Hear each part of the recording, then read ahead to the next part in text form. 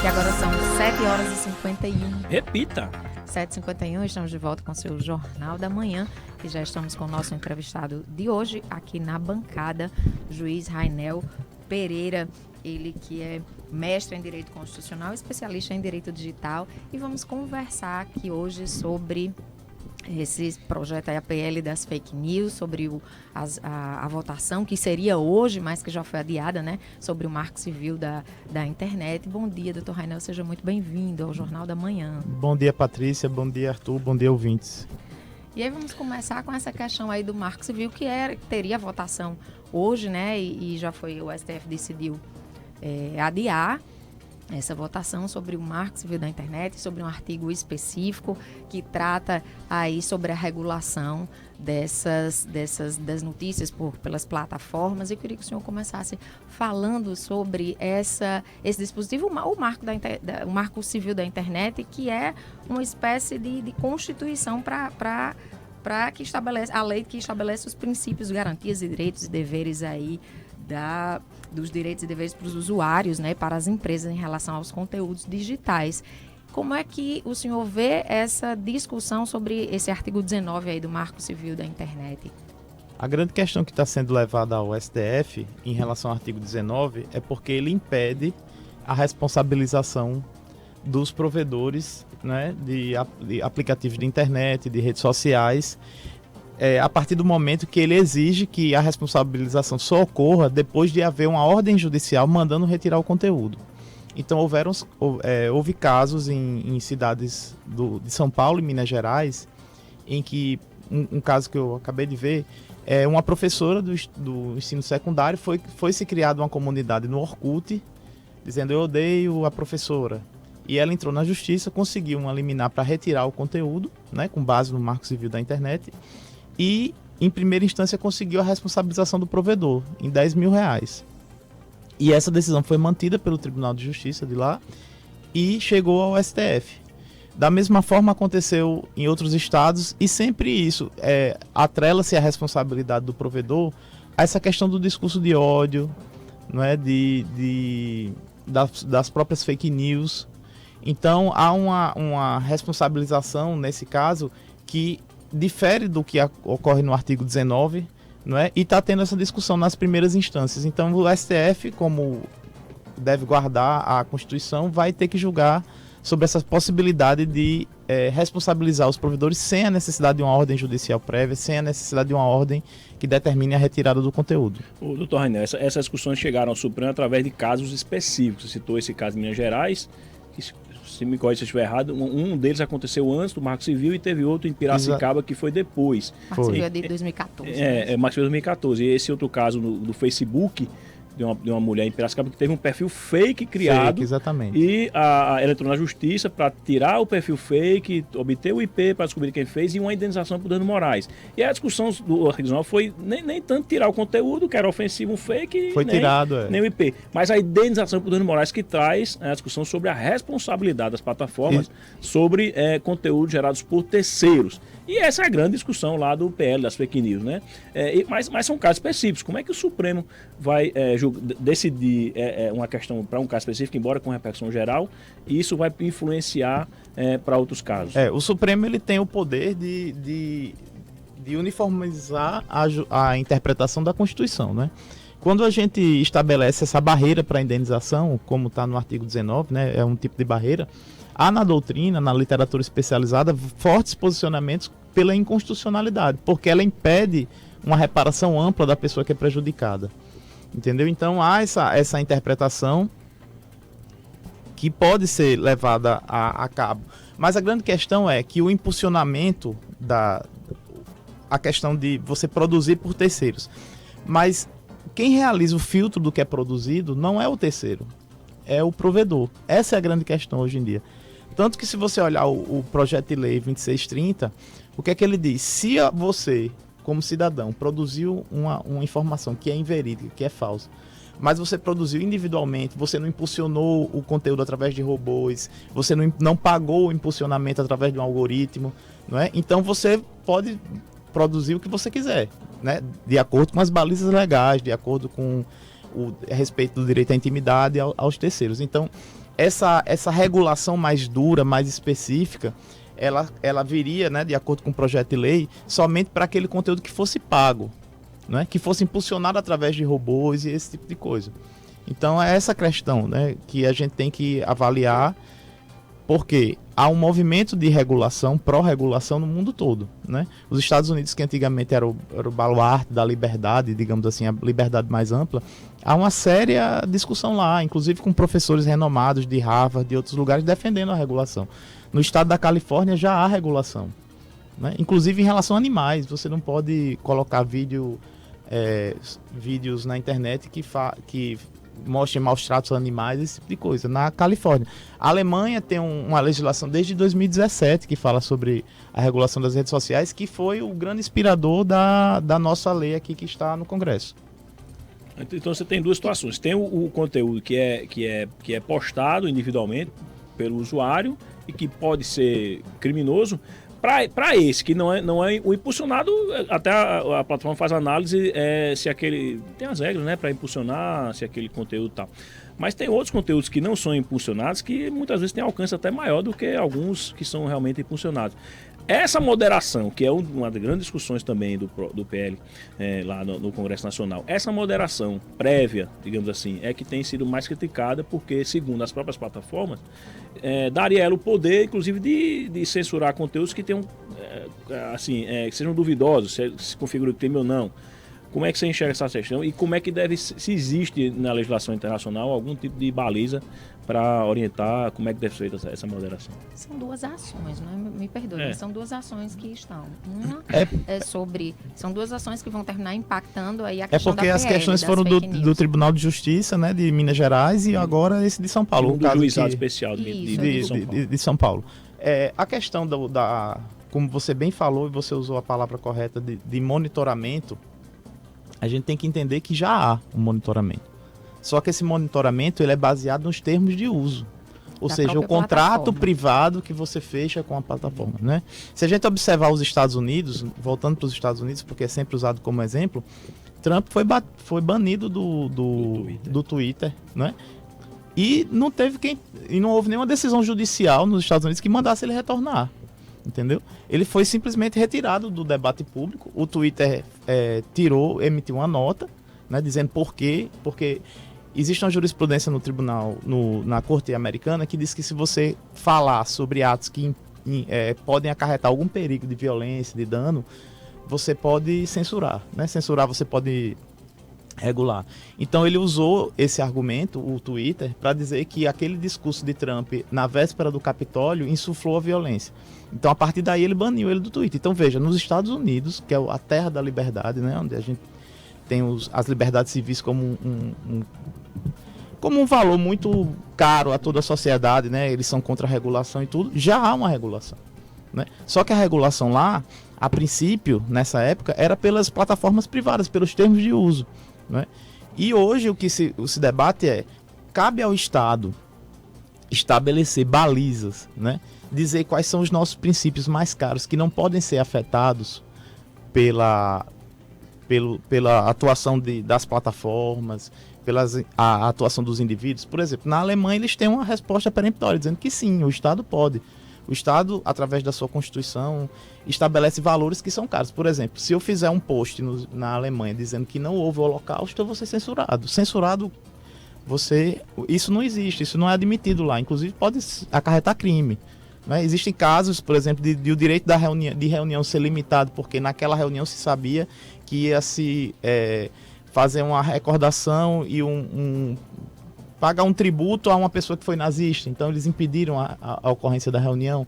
Então a Alemanha tem isso muito, muito forte. Os Estados Unidos, como é uma federação muito grande, cada estado regulamenta a sua esfera de atuação, né? A Europa são os estados unitários. Nos Estados Unidos a gente tem uma federação efetiva. Cada estado é uma unidade autônoma. Então existe a Califórnia que está regulando. Nova York parece que também tem um intuito de regular, existe uma grande discussão, mas é o assunto do momento, né? A gente não tem uma pauta. Outra questão tormentosa é assim, existem assuntos que vão ser, assim, são crimes, do ponto de vista da lei penal ou ilícitos civis. É mais fácil de se identificar. mas assim, discursos que não são propriamente enquadrados como crimes, mas que são indesejáveis, digamos assim. Aí a outra discussão que tem, quem vai decidir isso? Se prevê a figura de um órgão, de um conselho, de uma entidade, ninguém sabe qual vai ser ainda, pelo menos no projeto de lei que está no Congresso. Como é que funciona isso no mundo? É necessário criar uma autoridade para estabelecer isso? Como é que vai funcionar? No projeto de lei, Arthur, foi retirada essa parte, né? De um órgão do Estado que controlaria. A Anatel quer esse papel. Interesse, ela é um provedor. Ela quer. A Anatel está fazendo lobby hoje no Congresso para ser ela essa entidade. Porque isso atribui uma responsabilidade, né? Isso. A Lei Geral de Proteção de Dados já cria um órgão de proteção de dados, né? Que a gente, se fosse ter uma interpretação mais extensiva, a gente poderia utilizar. Qual é esse órgão? É um órgão específico de monitoramento da privacidade dos dados. No mundo, eu não tenho conhecimento se há um órgão específico regulatório. Agora, o que a PL, o projeto de lei fez, foi jogar a responsabilidade para o judiciário, né? Mas o que me chamou a atenção na leitura do projeto de lei é que ele incentiva muito a autorregulação, certo? Ele deixa claro que... Mas qual é o grande problema da autorregulação hoje, que nós temos hoje? Ela ocorre através de algoritmos, certo? E ela é como a gente chama de algoritmo fechado, ou obtuso. Você não consegue ver o mecanismo que por trás. Eu vou dar um exemplo muito... mais uma vez, voltando para os Estados Unidos. Os policiais, quando estavam fazendo blitz em bairros negros nos Estados Unidos, normalmente quando eles abordavam alguém, já chegavam pessoas com câmera filmando a abordagem, e logo depois da abordagem aquele conteúdo ia para a internet, para o YouTube. E o que é que aconteceu? Nos Estados Unidos, se você já esteve por lá, todas as viaturas têm como se fosse um alto-falante. Aí o que é que os policiais fizeram? Começaram a colocar temas de músicas da Disney na hora que eles iam fazer a barreira, a abordagem. Por quê? Eles botavam todo o volume, uma música de uma determinada princesa, de um filme bem conhecido da Disney. Por quê? Porque o algoritmo do YouTube, quando ele vê que você está utilizando uma determinada música sem autorização, sem os direitos autorais, ele derrubava automaticamente. Então eles usaram um algoritmo para impedir que aquelas pessoas publicassem, né? Então essas questões são questões, o que eu gosto de dizer, e a mensagem que eu quero passar para o ouvinte em relação a todo esse debate, é que a gente primeiro tem que entender como funciona, porque é tudo muito novo, né? Se a gente olhar essa questão de redes sociais, antigamente a gente criava um espaço público através de reuniões, onde a gente olhava no olho, onde a gente debatia, dialogava, né? Hoje em dia a gente cria um espaço público através de memes, de mensagens descorporificadas. A gente não olha no olho, porque esse olhar no olho é a comunicação corporal que faz com que a gente atinja a possibilidade do diálogo. De WhatsApp, de canais de Telegram, né? E já há estudos, né, bem já antigos, inclusive, de um professor de Harvard que diz o seguinte, que esses grupos de WhatsApp, eles são na realidade grupos identitários. O que acontece nesses grupos? As pessoas que falam numa determinada linha, e que tem maioria de adeptos, elas tendem a se sobrelevar. E o outro que discorda daquilo normalmente fica silenciado, ele não fala, certo? E isso faz com que a gente vá para os extremos. Entendeu? Então já há um estudo que diz que esses grupos de WhatsApp, esses grupos de discussão eletrônica, eles causam as bolhas, uma posição mais extremada. Por quê? Porque toda hora você está vendo mensagens que reafirmam o seu ponto de vista, que não lhe desafiam. Não é? A gente vê um lado da notícia e não vê o outro. Quem parou para ver e ler efetivamente o projeto de lei? Não é? Eu realmente parei porque eu vinha dessa entrevista aqui. Até então não tinha parado para olhar e ler mais minuciosamente. E aí o senhor falou aí no algoritmo, e acho interessante até colocar que o algoritmo, ele não é de todo, ele não tem só uma característica ruim, né? Porque como o próprio exemplo que o senhor deu, a ferramenta do algoritmo, ela pode ser utilizada para coibir a disseminação, por exemplo, de fake news ou de outras notícias, desinformações, né?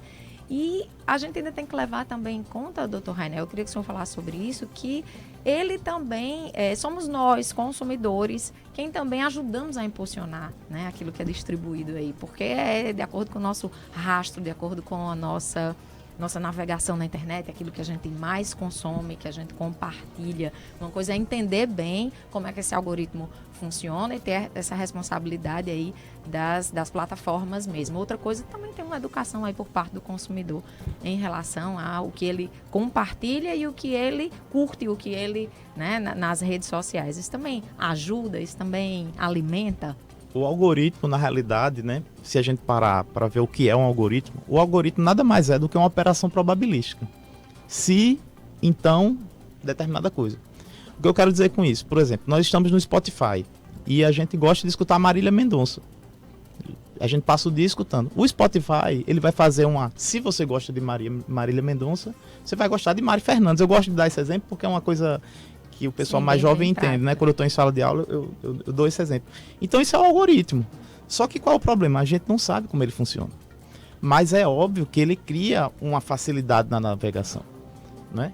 Por quê? Porque você vai vendo coisas que lhe interessam, né? Você perde a oportunidade, né? Você perde a oportunidade através dessa curadoria algorítmica, é isso que diz. Quem é o grande curador do que a gente vê, né? Antigamente nós tínhamos jornalistas, nós tínhamos conselhos editoriais, né, que se reuniam, vocês sabem melhor do que eu, se reuniam, determinavam a pauta de hoje, a gente vai falar sobre isso, e esse assunto era trazido à esfera pública como algo importante. Quem é que faz isso hoje em dia? Né? São os algoritmos. Muitas das vezes com base, como você bem falou, Patrícia, com base com o que a gente vê, o que a gente clica. Não é? Por quê? Porque o grande negócio dessas plataformas não é o que a gente vê, é o que a gente produz de dados ali dentro. Não é? Com isso, eles conseguem fazer um direcionamento de publicidade que até então nunca foi visto. É o que eles chamam de micro-targeting. Ou seja, se eu estou aqui com o meu celular próximo a mim e falo, eu vou correr uma maratona, estou doido para correr uma maratona, eu adoro correr, amanhã eu vou correr. Quando a gente abre o Instagram, tá lá um anúncio de tênis. Começam a vir perfis que dizem alguma coisa em relação a isso. Então, quem é que faz isso? Isso é o algoritmo. Agora, o algoritmo, como toda criação humana, tem suas externalidades negativas. E, inclusive, uma que está em discussão na Suprema Corte Americana sobre a sugestão de algoritmo de conteúdos extremistas que levaram lá o atentado terrorista da Boate Bataclan. E os pais de uma das vítimas estão questionando, e a Suprema Corte Americana está tentando entender exatamente qual é a natureza desse danado, desse algoritmo, que sugere tanto música boa que a gente pode gostar, como sugere um vídeo de extremistas terroristas que vão radicalizar as pessoas, levando-as a cometer atentados. Como é que a gente regula isso? Como é que a vida tem essas externalidades que precisam de regulamentação? Tudo existe. Como é que regulamentar essa parte aí? O problema, eu achei interessantíssimo você usar esse termo de externalidade negativa, porque essa é a grande questão, não é? Veja só, a gente tem um autor também dos Estados Unidos que disse que a gente passou de um tipo de capitalismo para o capitalismo de vigilância, né? E nesse capitalismo de vigilância são os nossos dados que são vendidos, certo? Tudo que a gente produz. Mas qual é o ônus das empresas que fazem essa prospecção? Ou seja, eles obtêm um dado bruto que passa por um sistema de inteligência artificial, é organizado. A partir dali, eles sabem exatamente como é nosso perfil, se você é conservador, se você é progressista, se você gosta de série chinesa, e por aí vai. Então, veja só, ele tem esse dado, ele comercializa isso, e qual é a função social que ele tem, né? Aí acaba produzindo o que você bem falou. Como não há um controle, não há uma regulação, não há um mecanismo de transparência, você pode... se eu começar a ver conteúdo extremista, se eu começar a ver vídeos dizendo que a Terra é plana, eu vou receber mais vídeos dizendo que a Terra é plana. Vai retroalimentando. Vai retroalimentando e isso vai causando o extremismo. Por quê? Porque você não é desafiado pelo outro. Essa é a questão. Então existe aí o contraditório também. Eu achei interessante no projeto de lei que ele tem, na parte final, ele diz o seguinte, que quem tem que fazer a curadoria é a empresa, os provedores. Com base nos princípios que a lei diz, da transparência e tal. E que isso tem que ser de forma transparente. Ou seja, quando o seu conteúdo é retirado do ar, você tem que receber uma mensagem dizendo que o seu conteúdo foi retirado porque infringiu os termos de uso. E, ao mesmo tempo, tem que lhe dar um prazo para contestar aquela informação. Então, isso está no projeto de lei, né? Até hoje, por exemplo, o Trump ele foi retirado do Twitter sem nenhum contraditório. Ele simplesmente foi obliterado do discurso público, não é? Naquela época. Depois ele voltou e não usa muito, criou uma rede para ele. Mas, enfim, então, assim, tudo tem dois lados, né? A gente tem que ver que essa questão da regulação é uma questão que a gente tem que debater como sociedade. E é muito importante o que a Patrícia falou, a educação. A educação é uma forma de regular. Né? A regulação simplesmente top-down do Estado para baixo não é o mais efetivo, não é mais eficiente. A gente tem que criar uma consciência cívica como cidadão, né? Fortalecendo os nossos laços sociais para que a gente entenda que você colocar um vídeo de uma criança se mutilando não é uma coisa legal. Isso não é para se fazer. Né? Tem um autor americano que diz o seguinte: o importante não é o que é que todos falem, mas o que seja dito vale a pena ser dito. Né? Então, assim, a gente tem um mecanismo de liberdade de expressão, voltando aqui agora para o meu objeto de pesquisa. O instrumental que a gente lida com a liberdade de expressão foi construído numa época em que a gente tinha escassez de informação. Ou seja, a opinião pública surge com as revoluções burguesas e a partir dali começam a gente dizer, não, o cidadão tem direito, ele não precisa ser um aristocrata para falar, não precisa ser o rei, o cidadão tem direito a falar.